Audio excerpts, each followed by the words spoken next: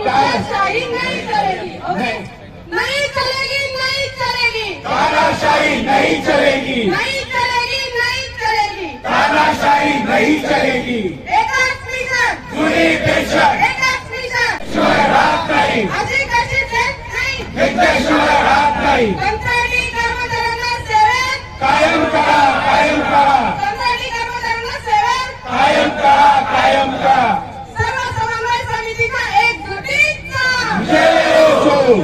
महाराष्ट्र राज्यातील सरकारी कर्मचारी व शिक्षकांच्या प्रलंबित मागण्यांकडे शासन जाणीवपूर्वक दुर्लक्ष करीत आहे। या मागण्या शासनाने त्वरित सोडवाव्यात यासाठी राज्य सरकारी सरकारी कर्मचारी, शिक्षक, शिक्षकेतर कर्मचारी संघटना समन्वय समितीच्या वतीने दिनांक 21 एप्रिलपासून बेमुदत संप सुरू करण्यात आला आहे। शिवतीर्थाजवळील कल्याण भवन येथे संपकरी कर्मचारी तसेच शिक्षकांनी ठिय्या आंदोलन केले।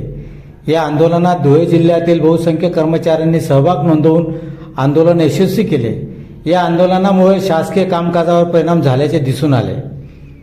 सुधारित निवृत्ती वेतन योजना कार्यान्वित करा, 8व्या वेतन आयोगाच्या अंमलबजावणीपूर्वी 7व्या वेतन आयोगाच्या वेतन त्रुटी समितीची फेररचना व समितीच्या अभ्यास गटाची घोषणा करा आदी मागण्यांकडे शासनाचे लक्ष वेधण्यासाठी समन्वय समितीतर्फे बेमुदत संप सुरू करण्यात आला आहे।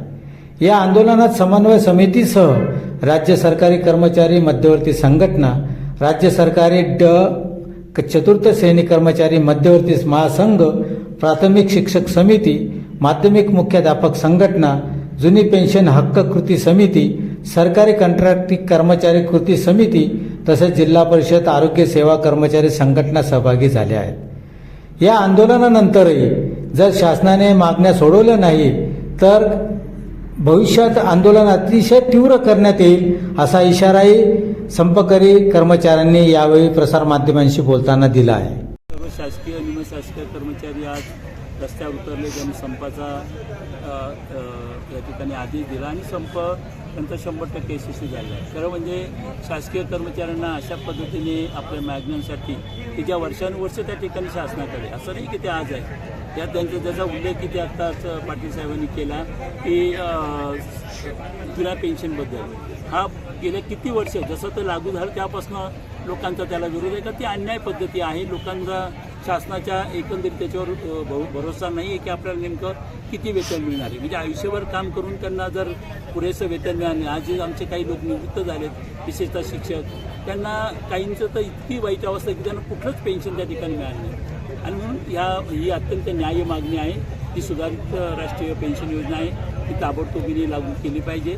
त्याचबरोबर शिक्षण क्षेत्रात आता हे सगळं मराठी शाळेमध्ये शिकणारे शिक्षक आहेत, मराठी शाळेतल्या शिक्षणाचा प्रश्न आहे। एकीकडे आपण मराठी भाषा, अभिजात दर्जा, मोठ्या गप्पा मारतो, शासन गप्पा मारतं, स्वतंत्र मंत्रालय काढतं, परंतु आज मराठी शाळांची काय अवस्था आहे? आदिवासी भागात तुम्ही गेला तिथे शिक्षक भरती नाही आहे, त्या ठिकाणी क्रीडा शिक्षक देत नाही आहे, त्या ठिकाणी शिक्षकेतर कर्मचाऱ्यांची भरती नाही आहे, वेतनेतर अनुदान दिलं जात नाही आहे, लोकांना अनेक वर्ष त्या ठिकाणी आहे। त्याचप्रमाणे अनेक प्रश्न त्या ठिकाणी शिक्षण क्षेत्रामध्ये आहे।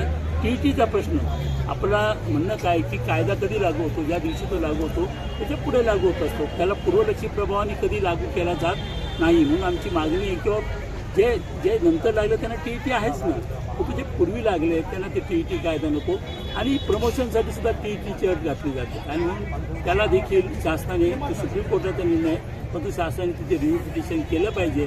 सर्व अनेक राज्यांनी केलं, परंतु दुर्दैवाने महाराष्ट्र शासन तिथे रिव्ह्यू पिटिशन करत नाही आहे, ते त्यांनी केलं पाहिजे अशी सुद्धा आपली मागणी आहे। शिक्षक शिक्षकेतर कर्मचारी संघटना समन्वय समितीच्या वतीने आज राज्यातील 17 लाख कर्मचारी, शिक्षक शिक्षकेतर कर्मचारी बेमुदत संपावर उतरलेले आहेत। हा संपाचा पहिला दिवस आहे।